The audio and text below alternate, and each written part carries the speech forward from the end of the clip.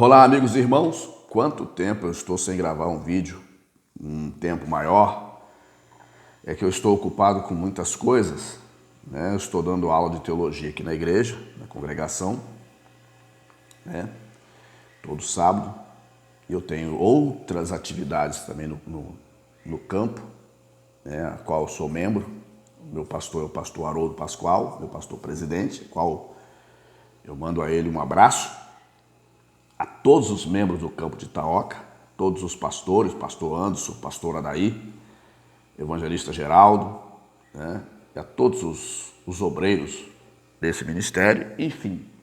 Também mando um abraço a todos os irmãos, os pastores das igrejas, né? De Cachoeiro, Itapemirim, de todos os cantos, né? Castelo, Jerônimo Monteiro, Guaçuí, Rio Novo, né? Vitória, Vargem Alta. Sei que tem muitas pessoas que nos prestigiam aqui no nosso canal. Enfim, nosso canal está modesto, mas vamos seguindo. Nossa missão é esclarecer de alguma forma para que nós possamos ter uma leveza, né, na nossa vida espiritual para chegarmos diante de Deus. Tá bom? Mando um abraço para minha família, para toda a minha família, para o meu filho Rafael, que hoje ele é pastor Rafael, lá em Angola. Um abraço para o Rafael, meu filho, que Deus o abençoe e guarde lá. Também mando meu abraço para o pastor Emanuel Miguel. Grande abraço para você, meu pastor Emanuel Miguel. Me acolheram muito bem na igreja Ministério Deus da Graça. E os inscritos, os angolanos que estão inscritos no meu canal aqui, forte abraço, obrigado pela honra. Em breve estaremos juntos aí, né? Uma próxima oportunidade estaremos juntos para podermos falar do amor de Jesus.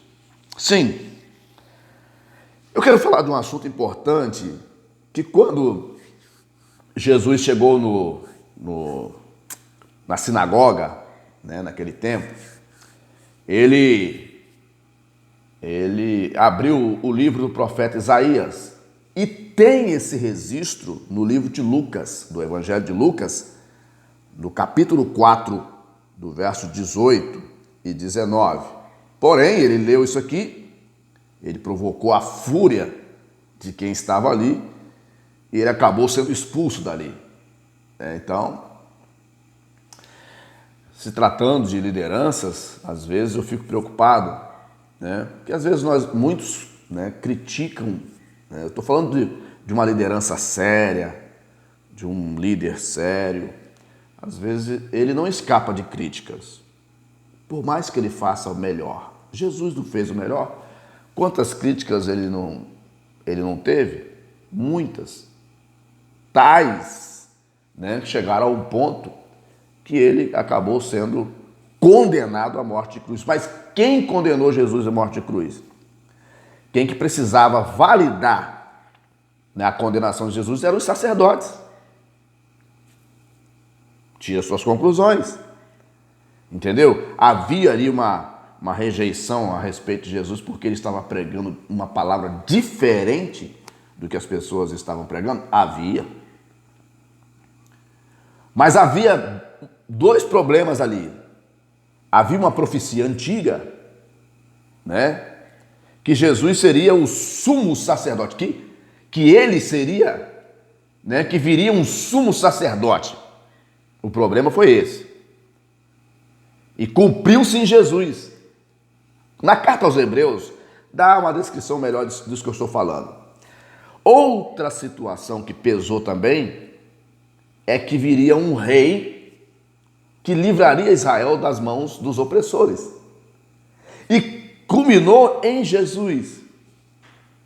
O povo achava que vinha um rei militar e tal. Não. Jesus veio. Pode ver que quando ele é crucificado, antes da crucificação, no momento da crucificação, eles colocam uma coroa de espinho nele, como uma zombaria, né? Dizendo que ele era o rei dos judeus. Copiou? Perdão, eu tô um pouco... Eu tive um resfriado. Olha só. Jesus lê que o Espírito do Senhor está sobre mim, que me ungiu a evangelizar os pobres e enviou-me a curar os quebrantados de coração e a apregoar a liberdade aos cativos, dar vista aos cegos, pôr em liberdade os oprimidos e anunciar o ano aceitável do Senhor. Essa é a missão. E não é fácil você tirar alguém das garras do inimigo, que é feroz.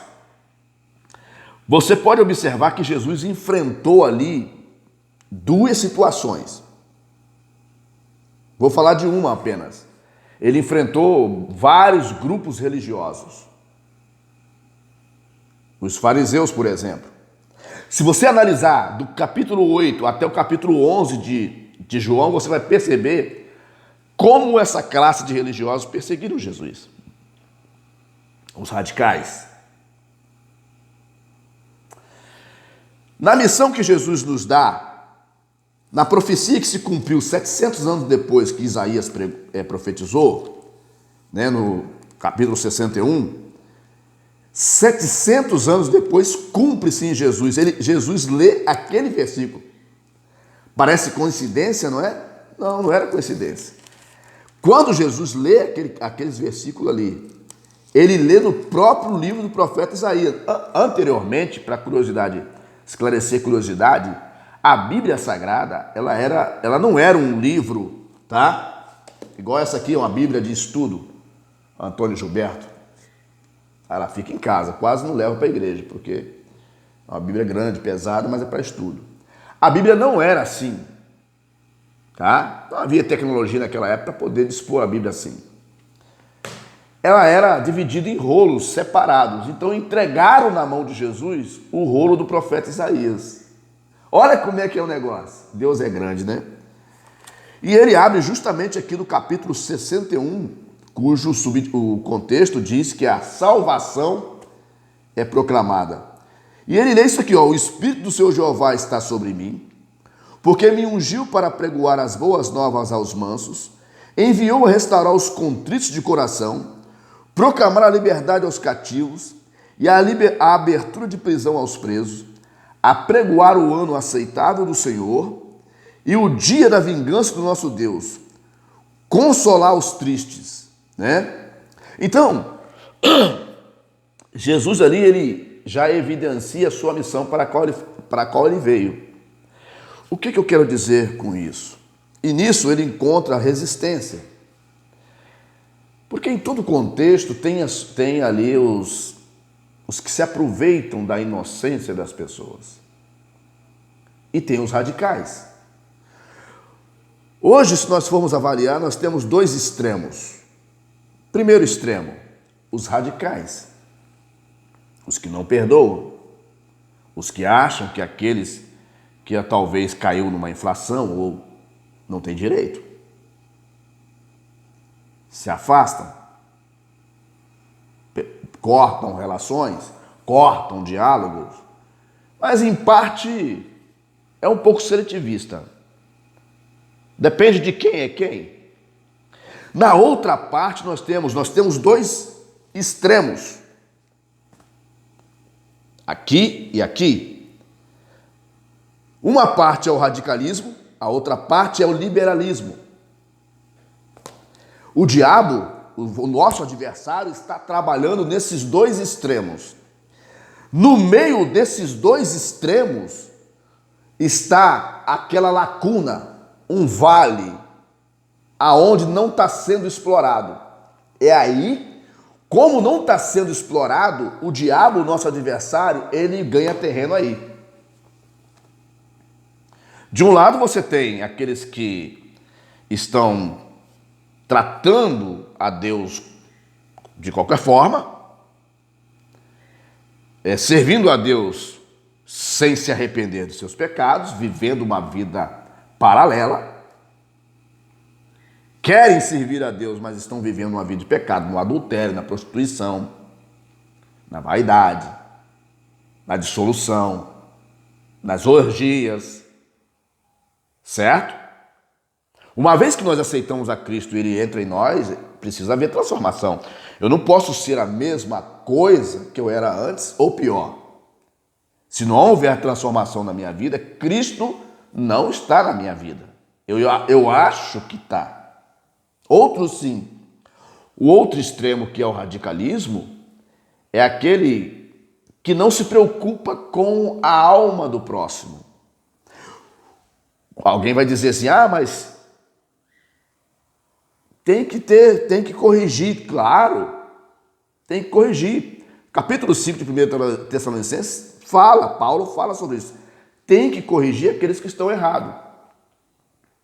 Mas aqui quem está lendo, quando você pega a leitura, o Espírito do Senhor está sobre mim, é porque essa pessoa está vivendo uma vida de equidade. Ela está reconhecendo a sua missão, absorvendo a missão de Deus, que é retirar. Bom, Deus já me retirou agora daquela situação que eu vivia, agora eu vou trabalhar para Deus para retirar as outras pessoas que estão presas no jugo do mal. Copiou? Então nós precisamos, como cristãos, entender, para não entrarmos nesses dois extremos. E é o que está acontecendo hoje. E está sobrando uma lacuna, um vale no meio desses dois extremos, e o inimigo das nossas almas está explorando esse vazio. É o momento de pedirmos sabedoria a Deus, para que Deus nos ilumine nossa mente, para termos um plano para poder retirar aquelas vidas que estão lá fora. Eu sempre digo uma coisa, quando Jesus ele diz uma palavra aqui, eu não sei se é no próprio Lucas mesmo, eu não lembro o capítulo, que Jesus falou que o reino dos céus é como uma grande rede lançada ao mar. Quando se lança a rede ao mar, você não sabe qual peixe vai vir. O radicalismo ele é tão perigoso que aquele que vai lançar a rede, ele julga o peixe antes de jogar a rede. Só que na missão de Cristo você precisa lançar a rede primeiro, trazer a rede até a beira da praia e separar os peixes bons num cesto e os outros, jogar fora, porque não estão dentro da conformidade para a qual precisa ser utilizado. O reino do céu é assim. Esse espaço entre separar os bons dos maus é o nosso cuidar diário. Estamos perdendo muito tempo olhando para um lado só e estamos deixando a outra guarnição desprovida de proteção e o inimigo está entrando naquela brecha, causando estragos e nós estamos achando que estamos bem. Nós precisamos se alertar quanto a isso, para não chegarmos naquele grande dia e Deus nos reprovar. Porque se você for no capítulo 7 de Mateus, você vai lá, vai ver uma passagem que Jesus falou.